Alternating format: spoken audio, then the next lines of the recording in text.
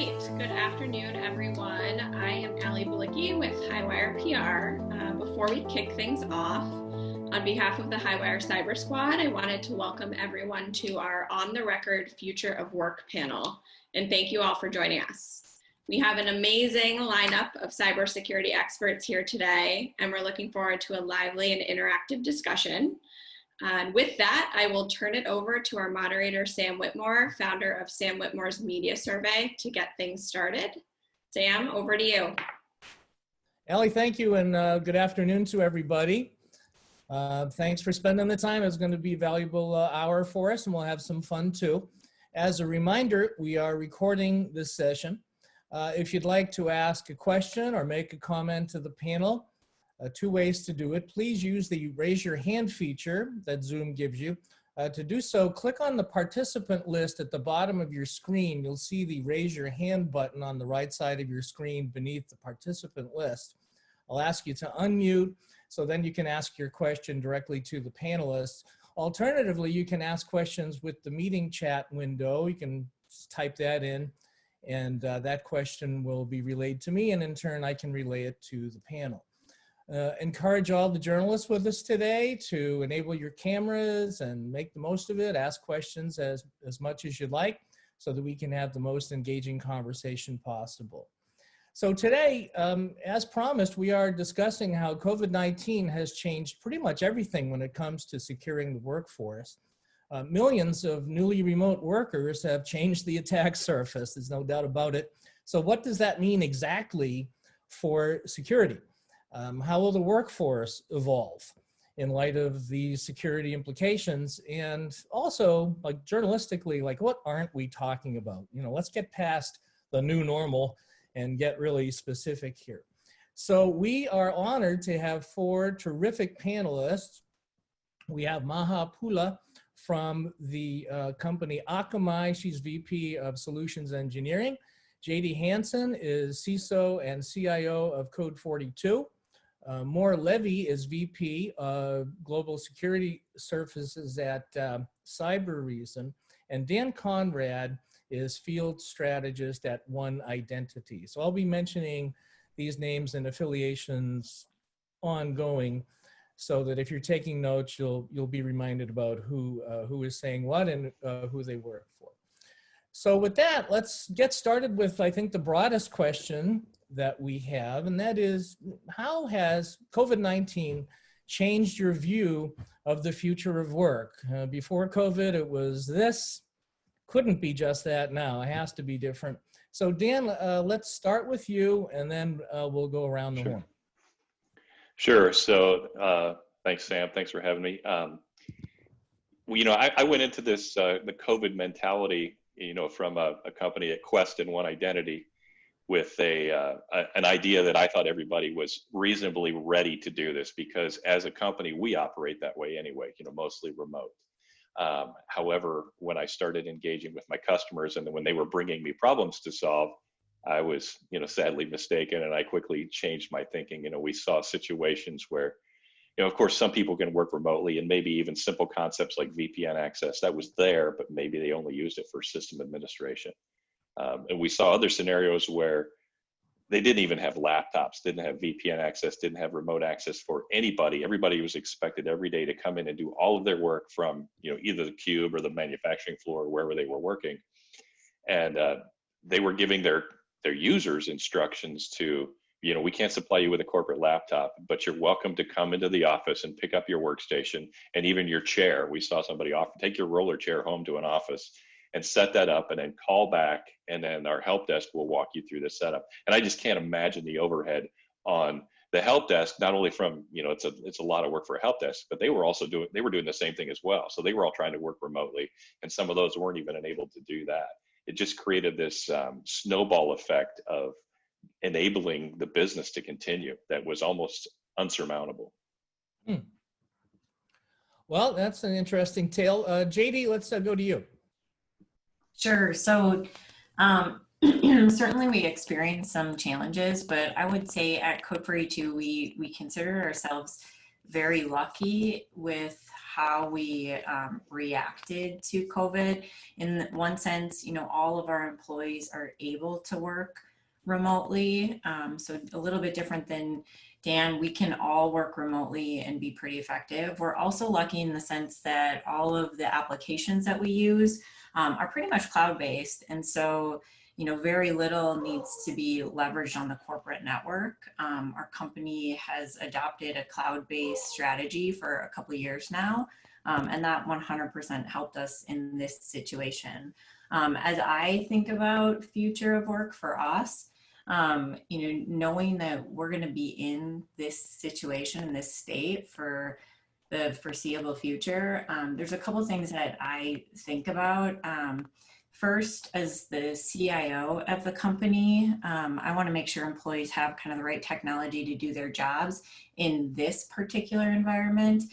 So we have all the standard, you know, video software, G Suite, collaboration software, but now we're thinking about things like how do we equip our marketing team to do virtual events, and do we need software for that? So, you know, even in cases where we transitioned really well, now we're thinking about what tech do we need to enable the business to kind of do their jobs in this new world.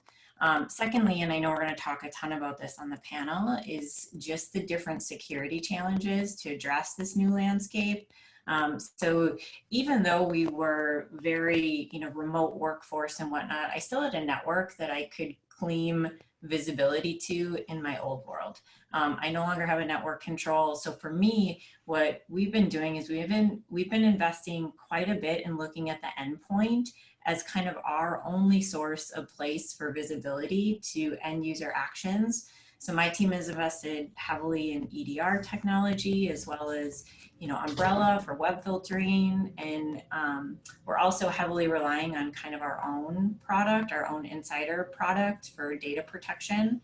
And so we're thinking about how do we shift kind of some of our strategy related to security and focus more on the endpoint, given we don't have that network visibility we used to. Before we get to more and Maha, a quick question. Do you anticipate getting the budget that you need? Would there be any pushback, do you think? Hey, we don't have the money for that? Yeah, I mean, every CISO's responsibility, every CISO's responsibility is to really articulate what risks are present in this new world, and then also weigh that with kind of the cost of what we need to do differently, or the cost of the software that we need to buy. And so if I'm doing my job right and I'm articulating risk against the business the right way, I should have no problem getting the funding that I need to protect the company. Okay. How about you, More? Before and after COVID? Sure. So, you know, when COVID started, my head started spinning from a security perspective, because I'm responsible on delivering security services to our customers, to our EDR customers. And it was pretty obvious to all of us, you know, people that are working with incidents and in the security monitoring business, that there's going to be an influx of incidents. And also, whenever there is risk, there's also opportunities. So COVID presents both the risks and the opportunities. When it comes to risks, I think there are many threats and risks to the workforce, from the privacy of the employees, you know, from doing those conference calls, videos, speakers, everything is on, to the cyber threats that are actually happening and the perimeter that is completely changed, like Dan and Jadee mentioned. So, you know, in the office, there is a network access control solution in which you monitor and you block, you know, by the hardware. And now we're all connected to our home routers, which is a complete, you know, new threat landscape, and you're increasing risk. On the other hand, this creates an opportunity for new technologies of like home security, which in the past, you know, from a business perspective, especially in the security world, it was more like B2B. Now I think B2C is probably gonna be more relevant than ever. On the other hand, there's gonna be new technologies for conferences, because, you know, we're also seeing involvement there, and then it's exposed to another risks, and the landscape is increasing. So again, my head is just spinning, from the amount of things and like the multi-dimension risks and changes of the way things are happening. For me personally, I have a team of global analysts, so we are spread globally all across the world. So we are well trained in working from home. But for our customers, for example, working from home was a complete mindset shift, which not everybody are taking, easily. So, that's in very like high level. We'll circle back to that. Thank you, Maha, what about you before and after COVID? I'm going to keep it very short. I know, Dan, Jadee, and more have covered a significant aspect of it. But for me, the way I was thinking about it was Y2K was supposed to be the year everything changed, right? That seems a long time ago. But it seems like the change happened 20 years later. Just recently we were redesigning our workspaces. That was a big thing, is redesigning workspaces in the offices to be more open, shared, concept of, shared offices, that impermanence around office space was just a big deal.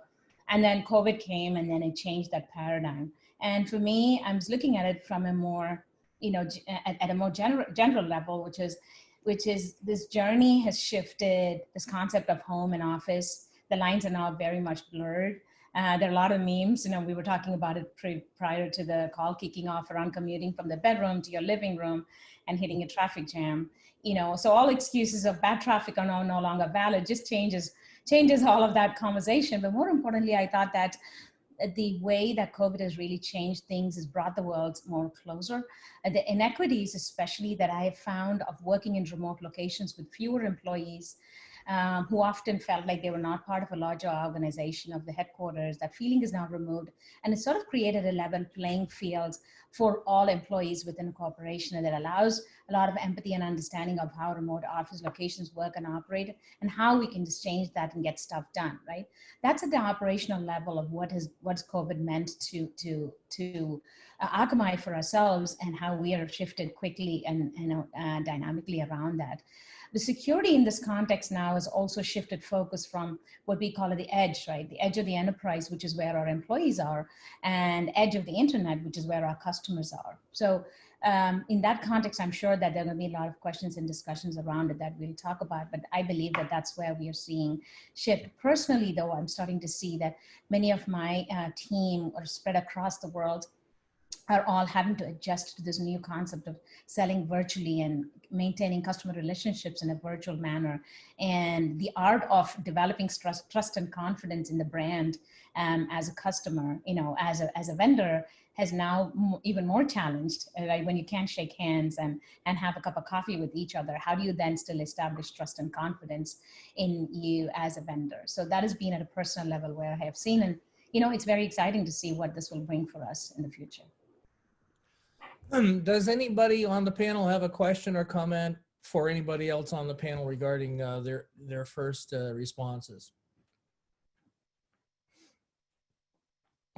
The answer can be no. I heard a lot of pragmatism and a lot of optimism, and no hand-wringing. So that's good. Let's go to the second question, which is, what are companies not thinking about that they should be thinking about? In your positions of expertise, you people are experts not only in your own organizations, but you're security pros. So beyond good hygiene and change your password and all that sort of thing, what should the new disciples of future work really be guarding and really nailing as we're proceeding in year one of this new world? And let's start with Moore, and then again we'll go around the table. So we'll go with Moore first here. Sure. So I think two main things that I think that our companies are not really taking seriously or actually understanding the impact. First is, as I mentioned, the things that we took for granted, like the office infrastructure, is now completely gone, and the network that we're using is our home network. It's the same network line that I'm sharing with my Google Home and the Xbox and everything else. So, from the very low level of security, it's now much easier for attackers, because I don't know if you had a chance to read about, routers and modems and how many vulnerabilities exist out there that is pretty easy to exploit and to gain access into your home network.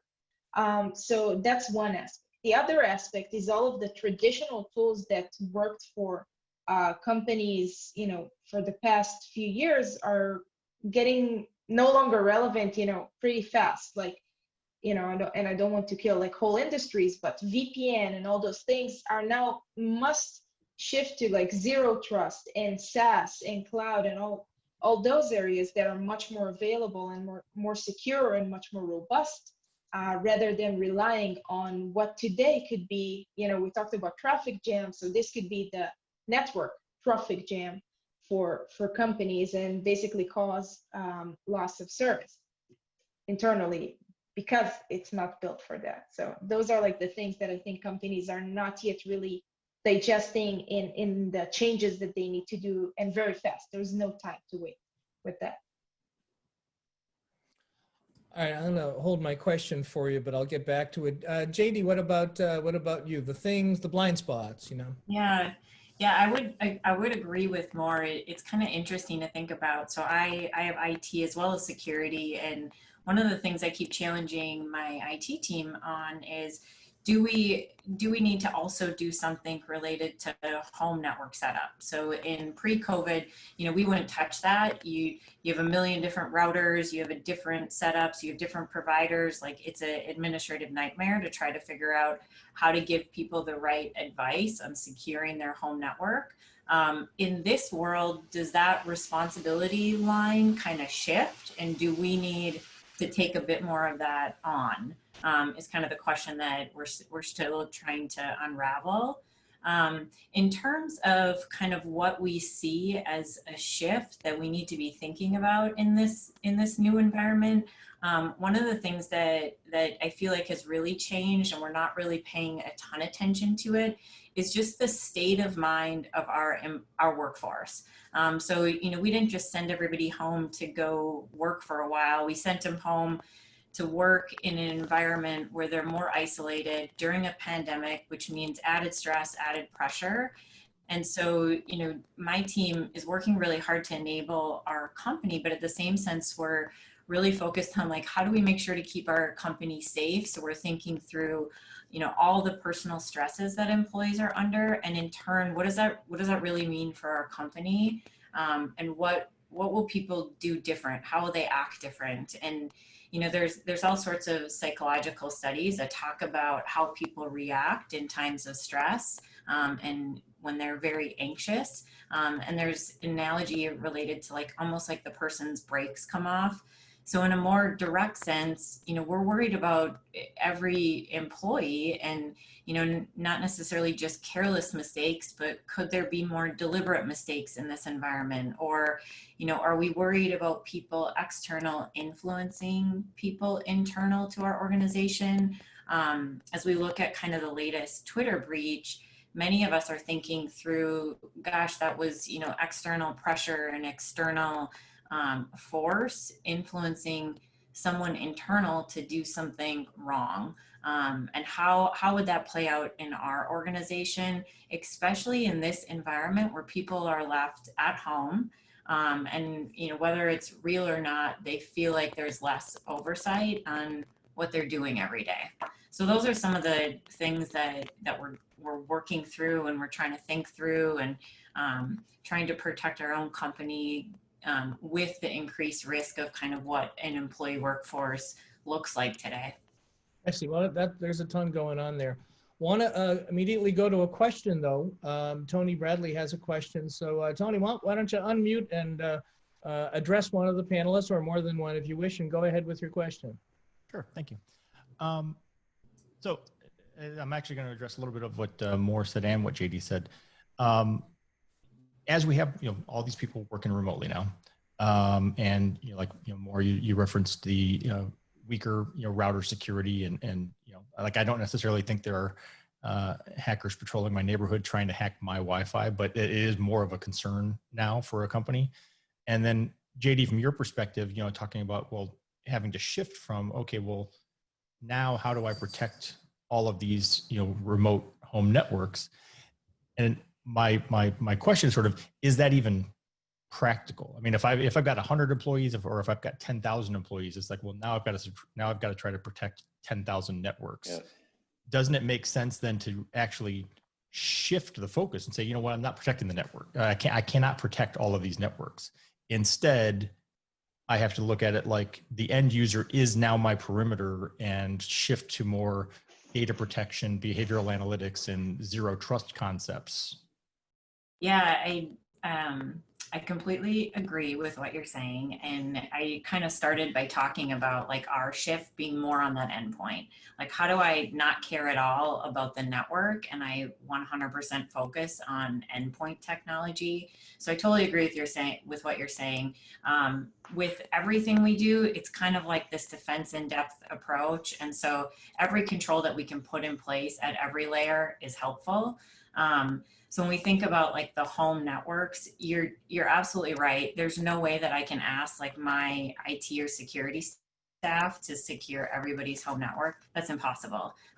Too much variety, too much variation. It's kind of a disaster. But I do think that there's a responsibility line in the sense of like, maybe our responsibility line is we put together guidelines. We put together, there's a very simple web service you can run that says like, how vulnerable is my at-home network? Maybe we ask employees to run that, fix a few things. And so I don't think we can our responsibility can't be to dig into everybody's home setup and secure it top to bottom. But I do think that there's an element of responsibility that's shifted a bit that way, that requires us to give best practices or guidance or instruct people on what they should be doing. Tony, any follow-up, or is that good? No, that makes sense. I do think, Dan, did you have something you wanted to say? Kind of our mentality as well is, as we operate globally and as we service our customers that operate globally, outside of the office, inside the office. Years ago, we started talking about the identity as the new perimeter. So instead of considering the fact that all the networks are unsecure, how do I secure the network and how do I secure the endpoint? We simply focus on securing the identity itself and things like managing authentication. I've seen, even the personal VPN providers out there offering corporate entities mass pricing on VPN simply so that you can guarantee that even if they're riding an unsecure wireless network, at least they can encrypt the traffic point to point, things like that, a way to get right down to the endpoint or right down to the user themselves and put layers of protection around there so that they can operate securely in an unsecure world. Maha, we didn't get to you. Is there something you'd like to add regarding what people are not intuitively thinking about, and what you might suggest? So I think between my other three panelists, we've covered a significant aspect of it. The part that I would like to think about is, what did we do in the first 60 days of the pandemic, right? And we were in an absolutely reactive mode. We had the lockdown happen, and then we had to enable our remote workforce to be ready to still operate as they were before. So we did some things, organizations, customers we've been speaking with tell us that they have to take the original approach. We have a traditional VPNs that was always there. And so we just said, all right, let's dial that in, dial that up higher. So, they just rolled it out because that was what they thought was the best thing to do at that time without having to open up multiple facets of conversations. But I think in the past 30 to 60 days, we are starting to see where CISOs, we have two of them on our call, and CIOs are starting to take a step back and thinking, all right, that was a reactive approach we did in the early days of the pandemic. Now, what do we need to do? We know the traditional VPNs are, while they're secure and they give access to traditional applications, we know that it's complex to manage. It doesn't scale, it scales, but it's very expensive. There's a lot of operational cost involved with it. And patching and maintaining this is a full-time job, right, for most organizations. So how do we take that, and then how do we now change that approach? So I think we're seeing that dust settling, and then people looking at what does remote work mean to us in the long run. So they're starting to revisit some of the long-term solutions and short-term solutions that have been adopted. So the way I was looking at it was in the three facets. One is a long-term solution and preparedness for like physical readiness, like devices. How do you troubleshoot? How do you get the devices to your new employees at the right time? Make sure it reaches the right person, right? Credit cards have been stolen. How long would it take for laptops to not show up at their destination, which is all fully configured? And then network readiness, like high speeds and bandwidth that Jadee talked about, is like, is there bandwidth for your employees to be able to operate from wherever they are? And then security readiness, which is endpoint protection and access. So these are some of the things that that we are not now is the time to probably think about it, because remote work, work from home is here to stay, and that is aspect to it.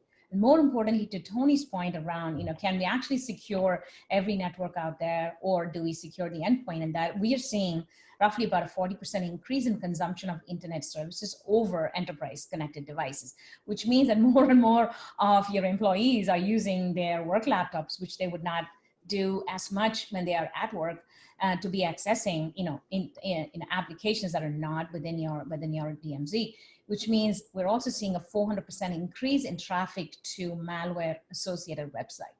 This is unprecedented. Like, this kind of things that never happened. We never thought we were going to be dealing with it. And both of these changes are because you have remote workers and change their user browsing habits that have changed because they're all working from home. So these are some of the things I believe that we need to take, companies have to stop and think about what they have done in the first 60 days to what they want to be doing in the next 60 to 90 days as we close out the year. Okay, thank you, Maha. And we're about halfway through, I would say, not quite halfway through the questions. Keep them coming, and I hope you're enjoying it and getting some insights so far. I wanted to circle back briefly before we proceeded with something that Jadee was talking about. And as we all know, the school year is about to start, and there's this big sort of what do we do across America. And Jadee, you had talked about sort of the mental health and sort of the state of the workforce. So you've got that empathy thing that you have to weigh. On the other hand, we just saw what happened with Garmin, and there are companies that need to probably go beyond guidelines and suggestions, or at least maybe some of the employees or the management suite feel like we got to get beyond suggestions here and protect ourselves better. So how do you weigh, and this question is for anybody, how do you weigh the carrot and the stick? Because that's really what it boils down to. It's like somebody has to tell the insurance company, well, we gave guidelines, but they weren't conformed to. So does anybody want to tackle that sort of philosophical quandary? Does it come down to education? I don't know. Go ahead, Moore. Go ahead. I think I can chime in. I think, in security, like traditional security, physical security, it all comes down to guidelines, but also a way to enforce that. So, that's why this market is thriving with technology and tools that are helping the enterprises and the companies to enforce access. And at the end of the day, the laptops that we're using, at the end of the day, it's the company's property. So if you are abusing it, even if you're not really, not maliciously doing something, but eventually you got to a malicious website or something like that, and from there started an outbreak of ransomware, which caused, all those things. At the end of the day, the company has to put some guardrails and tools to protect itself and its information, right? So I think it's a very fine line between how much is okay to monitor and to prevent from tools running, and from not doing that. And I think those lines are blurred right now in the remote workforce, but at the end of the day, it will be more clear. And just to clarify regarding, the home routers and everything, I just think this is going to open up a new market of security tools that at the end of the day, it's either the ISPs are going to provide that or people are going to buy that, directly from companies, but it's a market that everyone disregarded. And, it was a buzzword to say IoT and security and blah, blah, blah. And no one is going to hack to my webcam, of course not. But, if I'm a CEO of a company and it's very hard to get through, the enterprise network to my laptop, it's much easier to get to my Gmail account or whatever through my home router, right? It's much easier to do that. So, not like James Bond movies, but it's a much faster path to get your target at the end of the day. So that's, a little bit of what I'm thinking, but no straight answer around here yet, unfortunately. That's there is no clear answer, but I think wherever there's gray area, it's always an interesting editorial place because there are multiple truths and no one really knows. No one's been here before. We don't really know. There's no roadmap. There's another question from somebody who's sort of a mystery person. All we have is A, but if the individual who signed in with A wants to go ahead and ask their question of a panelist, they should go on ahead right now. Oh, hi, I'm Ariel Waldman. I'm with Tech Target. I'm not sure why it just says A. I never noticed that till now. I'll change that. So I'm just wondering, security awareness seemed kind of low even before the pandemic. So I don't know what specific things, if you deployed any specific new security training for employees working from home, specific things that they can do. Do you think the security awareness has gone up now that people are working remotely and they have to be more aware now? Do you think that's increased the ability to be more aware? Did you want to address that to any of the four specifically? No, whoever has any input into that. I can chime in. I don't know for sure if it's changed post-pandemic. The one thing that is interesting about security awareness to me is, a lot of people in security think about it as like the annual training that you take every year. The way that we approach security awareness within my team is very, very different. Yes, we do the compliance checkbox thing that we have to do to meet compliance, but security awareness for me is much more of a cultural thing that we're driving throughout the company. And we do this in a number of different ways. And it happens every single day. It might happen with, noticing somebody is publicly sharing a document that they might not want to publicly share. My team will reach out in a very assume positive intent manner, ask some questions and provide some guidance on what they should do different. That to me is really powerful security awareness that happens kind of every single day. I don't know that it's fully changed with everybody working from home. We have obviously focused a bit more on those guiding principles of what to do when you're at home, how to set up your home router and home network. But I think of security awareness in its most effective form as the daily kind of corrections that happen kind of throughout the organization. Great, thank you for your input. I'd like to add that, within that, I think Jadee raised something really critical. Security for enterprise doesn't happen, once a year or once every quarter where you check off the compliance, but it's an ongoing thing. COVID should not have, and hopefully COVID should not have changed the security posture with which you're going to be approaching, whether an employee is working remotely or not. In most cases, most of us in the tech industry have at some point of time worked from home. So the expectation is that that level of secure access and awareness of where you are and what you're doing, being in a public space, in a public place and not taking calls. We have specific policies around keeping our laptops with us at all times. We're not allowed to leave it in a rental car as we leave. We're supposed to be using privacy screens when we are in a public place, having conference calls in public locations like airports. Those are all things that were inbuilt into into our workforce. So we all are aware that those things happen. But the increased awareness of endpoint security and now taking that into your home, that is really shifted. And we're not relying on the level of education of our workforce to determine our enterprise security. And so we are security first. So our endpoint security, our zero-day phishing, all of those capabilities are built into our solutions that we offer both to ourselves as well as to our customers through, Enterprise Threat Protector and the others. So we expect, tailgating is not allowed physically when you walk into an office. So why is that allowed when you are, in a remote work environment? Those kinds of things are all built into our workforce. So we don't see it being a challenge at this point of time, but we are not going to drop our guard and expect that employee is going to implement and or follow the enterprise level of security that we expect, we'd expect from them.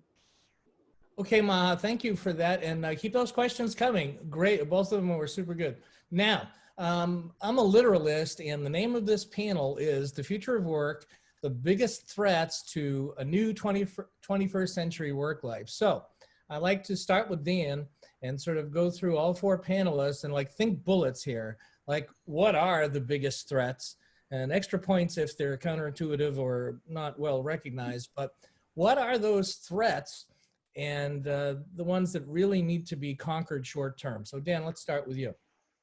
To me, I think the largest threat to a quickly changing workforce, whether, what just happened, or whether we're going back or we're slowly going back, is just an awareness perspective. So we can't expect our users to understand the training they're receiving from a security perspective unless they understand the dangers that, dangers, air quote dangers, of working from home and all those things that go along with it. Realizing that when you authenticate, when you VPN, you've essentially extended the company network to your home network that may be riddled with viruses and machines running different types of malware. So if they're not aware of that, we can't really expect a lot out of them from a protection perspective, or even a level of effort to go to understand what's going on and remediate that. So if, when you're saying do VPNs or anything like that, they really have to understand why. Is there something 2020-ish about maybe a new threat vector or an attack method? Well, having people working from home, yes. So, if you're sitting side by side on, even on your own personal laptop, I've seen situations where companies didn't have laptops, so they had to, people are using their own personal laptops to check their Facebook account, download some malware on the side, look at whatever, streaming Netflix off hours. That's the same machine they might be using to access the corporate network, and it might be just, top to bottom riddled with who knows what. And we don't have any control over those. It's great when you can control the endpoint, but when you can't control the endpoint, in the worst case, best case, you can control the endpoint. And beyond that, you have other endpoints on that same network that are not controllable. So they could be just as in bad a shape by, in a controllable endpoint as not. Okay, thank you, Dan. Well, more back to you. What are some 2020 attack vectors or threats or sort of out of left field things that you've seen happening? Sure. So I think during 2020, and especially since COVID started, we've seen a significant increase in attack vectors that were pretty common already, during 2019 and before. We've seen a dramatic increase in ransomware attacks. So now the impact of ransomware is much bigger because, and I think we talked about it in the past, but now that endpoints and laptops are being encrypted, and if you have 100 employees or 1,000 employees that are being encrypted simultaneously, you need to have IT preparing 1,000 laptops, sending them through mail, make sure they're getting that, make sure that ransomware is not spreading. Another attack vector that we've seen is once an attacker is granting access to a network asset of the company, they're actually stealing information, and we've seen an increase in extortion attacks, and where companies were willing to pay. Because I don't think that the situation has dramatically changed, from the technical aspects, but I think the mindset was much more concerned from companies' perspective that they need to deal with remote workforce and COVID. They do not need to deal with a cyber attack right now, and they did not deal with, extortion and data being leaked outside. So let's solve that, pay them, and move on with our lives. So I think that, attackers are actually taking advantage of the situation. And as for new attack vectors, I don't think there's anything significantly new until we'll have a new technology and then, you know, someone is going to use that. Okay, we're going to stick with you more because we have a question from Samantha Ann Schwartz. Samantha, why don't you go ahead with your question for us?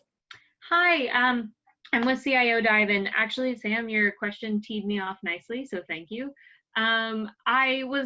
Something that I'm curious about right now is I think it's safe to say that the US's overall uncoordinated response to COVID in terms of, you know, unemployment loans or unemployment benefits, business loans, state mandates, all that is sort of discombobulated. And I think that's having a direct impact on threats and threat actors, and in terms of they can keep evolving daily, basically. They can adapt to whatever discombobulation there is. So I was curious, you know, is this daily, you know, new dose of threats causing you to more frequently revisit your strategy than, you know, maybe this time last year? Yeah, I think from our end, because we are providing incident response and MDR services, we actually have at least one IR inbound per day since the pandemic started. So for us, the revisit of the services that we're providing was more around how do we shift from providing traditional IR, which usually is boots on the ground, you get to the customer environment, you start to do forensic collection and all those things, to a shift of technology of how you do everything remotely and how available can we be for our customers, because they definitely cannot do that themselves. So that was a lot of the strategy. You know, it was like a tactical trigger that shifted to a strategy decision of how we are able moving forward to provide those services more and more from a remote capabilities with the same level of quality. And for us, as a vendor, that was one of the biggest decisions that we've had to make really in real time. Thank you. Thank you for that question, Samantha. So let's go to Maha this time, so Maha is not always last. What are 2020 vectors or things from your Akamai perspective? I'd like to think that you're saving the best for last, Sam. Yes, of course. So, you know, we come around with security threats, and we talk a lot about enterprise security. Phishing has been a pretty big deal right now. Now that's something we're seeing. And traditionally, we've looked at phishing as something that is more at a consumer base, right? You know, you get a link, you get and then you click on it, and then it installs malware. That's typically how we have seen it. But we're starting to see enterprise phishing attacks, which has significantly changed how we are looking at phishing attempts. This is basically to mimic sites, SaaS applications, for example, like Office 365, which we heard about, and those kinds of applications which have a very short shelf life. What I mean by that is it lasts a few hours to maybe a day or so. And these phishing attacks will harvest enterprise credentials that these bad actors would then use to infiltrate into enterprises. And this has been something that we are starting to observe a significant increase in these kits, these phishing kits that are off-the-shelf phishing kits are available, and they like they said, they can be turned on. They can be turned on by some basic novices. So this is starting to really put a crimp in the ability for organizations and some of our customers to take their applications and make them available to their own remote workers. And we're hoping that, in conversations with many of our customers, we are starting to see that has been a big concern for many CISOs as they're starting to roll out, cloud migration of their applications, which cannot stop, which has to accelerate right now. So that is one thing we're seeing a tremendous increase in, among other things like DDoS attacks. There, we saw one where in the gaming industry, we started to see our gaming customers being hit by a massive DDoS attempt across 9 different strategies of assault, and this lasted almost 2 hours. It is perhaps for Akamai, it was one of our biggest mitigated attacks to date, and it was targeting just one ISP. So that is something that we are also starting to see among our customer base. So, I mean, the attack vectors have only increased multifold now that remote workers are working from home, and we see all of these coming in, at one time and challenging us and our ability to respond in an effective way. I mean, mitigation, I think, IR systems that Moore talked about, we saw one that was, largest ever recorded per second based DDoS attack. And it was specifically done to overwhelm mitigation systems. So even if you capture them, your ability to mitigate those are severely compromised by some of these attacks. So those are the things that we and our customers are deeply concerned about. Are this last example you gave us, is that even more dangerous because of COVID and because of more work from home, or is it sort of lethal unto itself and the COVID dimension isn't important? I think I think you can look at it both ways. Pre-COVID days, at least you had the significant number of your workforce, internally to the organization, but your customers were still always out there. So It doesn't matter whether it is COVID or not, that this is lethal and it could impact your end user customer base irrespective. Now, the only additional aspect that I'd see there pre-COVID and post-COVID is that if you are an e-commerce retailer or you're a financial services customer where and I think Sam asked that question, is if you are like one of a couple of our fintech customers that could not meet the scale demands when the first round of stimulus checks went out, where people were accessing their bank accounts to see if their checks showed up. Those kinds of things, are accelerated because are accentuated, because of what COVID has done to them. Yeah. Mm-hmm. Thank you for that. Jadee, we took a while to get to you. Is there any 2020-ish attack vector or other dimension that you'd like to address? Sure. So 2020 kind of state of pandemic and a lot of political charged actions. It screams opportunity for hackers and bad people.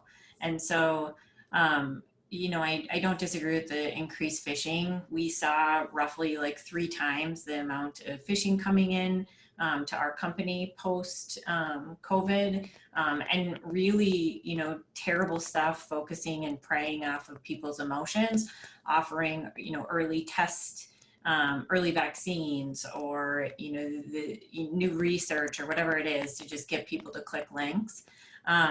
Also, unemployment fraud, somebody mentioned that. We've seen that hit our organization. Somebody attempted to apply for unemployment fraud or unemployment in my name in particular. So we've certainly seen that. And then the other thing is just the impact on data loss at a lot of our customers. So, and this comes with 2 reasons. One, obviously the increased amount of stress that people are on and under and what they do in that time frame. And then the other one, just, where the companies are going through lots of layoffs here and there and, furloughing people. And in many cases, this means that people are kind of taking data. Apologize for that. This is working from home and my coworker is furry and loud, so I apologize. The canine attack vector. Yeah, right. But you think about like the stress that employees are under, as well as like anxiety over like, am I going to keep my job? And so a lot of our customers are, sharing details about data leaving their companies in this type of an environment where they've had to follow up and make sure that they're securing their own kind of intellectual property. Gotcha. I appreciate that. We have less than 10 minutes left. And so I would like to end on the most constructive note possible. And that is that we are really sort of looking at a hybrid workforce. It's not like someone's going to flip a switch and everybody's going back to the office. We can't go back to where we were. The boats were burned. So that being the case, what are the most positive paths that we can walk? Another way to look at this is it's budget season. If people in corporations are budgeting on a calendar year basis, they're very much thinking about what should we be budgeting for in 2021. So I'd like each of you to address, if everybody could bump up the budget by 20% to solve some of these problems and anticipate some of these problems, what should they be investing in terms of not just products and services, but maybe consulting services, education, whatever. So I'm looking for a roadmap answer from each of you. And let's start with Dan and we'll go all the way around.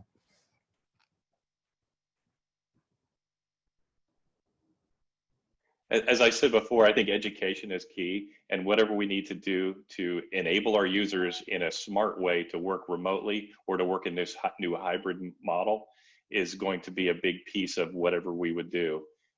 Beyond that, things like analytics, look at the data, having the data to look at and knowing how our users are working and what they need to do their jobs beyond just come to work every day and the applications that they access. We need to know how they're doing it and make sure that they have the right access.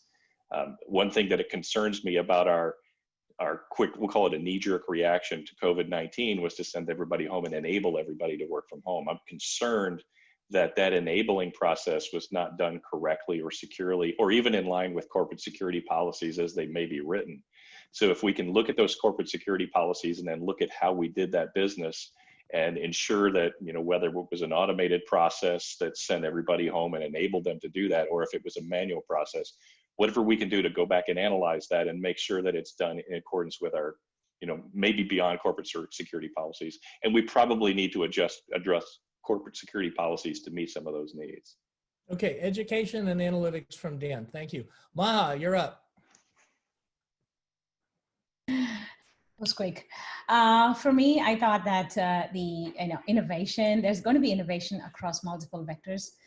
This thing has opened up the horizon. I think it's accelerated. I find it very exciting about all the possibilities that this silver lining that you call, Sam, could bring. For me, the biggest silver lining is that security for those of our customers and internally as well. Everybody's been crying hoarse that security is key, that you have to be really proactive about it. I think that security roadmap, this conversation between CFO, CIO, and CISOs, are going to get more smoother and more more easier. I hope Jadee and more agree with that. At least you always had a seat at the table, but what would have been a 2-year project is going to become short, compressed, and you didn't have to compete with other priorities. And I think that would really help. Some of our customers are seeing that. And the other one I see is this will also allow more innovation in the remote workforce enablement around tools.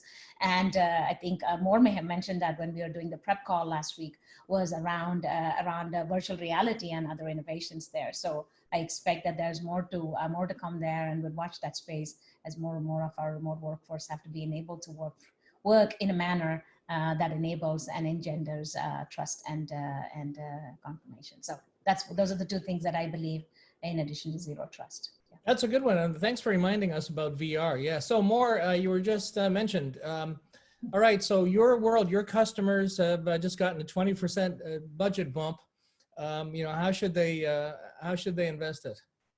So I would recommend to invest a little bit in what I call the holy triangle, which is people, processes, and technology, right? So a little bit in each one of them. People, because we're getting burned out, because there is no work-life balance, and we need to create a bench or to allow people, to work less and to be more, efficient. Processes, because it's going to be a hybrid environment and we're not used to work like that. Maybe just specific groups like sales that are traveling a lot, or marketing, but not everyone are used to work like that. So processes are important. And at the end of the day, to invest in technology that allows us to be scalable, to have more people working from home, and to keep our businesses running. So those the 3 areas that I would invest in. I like the visual. I like that triangle. looks like Tony Bradley has a question. Tony, you want to slip in a last-minute question? Well, you actually read my mind, Sam, because my question was literally about that. We initially companies went into this lockdown and quarantine like it was it was a quick response. We did it overnight. I think people went into it thinking it was going to be like a 2-week thing, maybe a month. And now we've had to kind of retroactively have this shift to, oh wait, now this is not only maybe indefinite, but possibly permanent.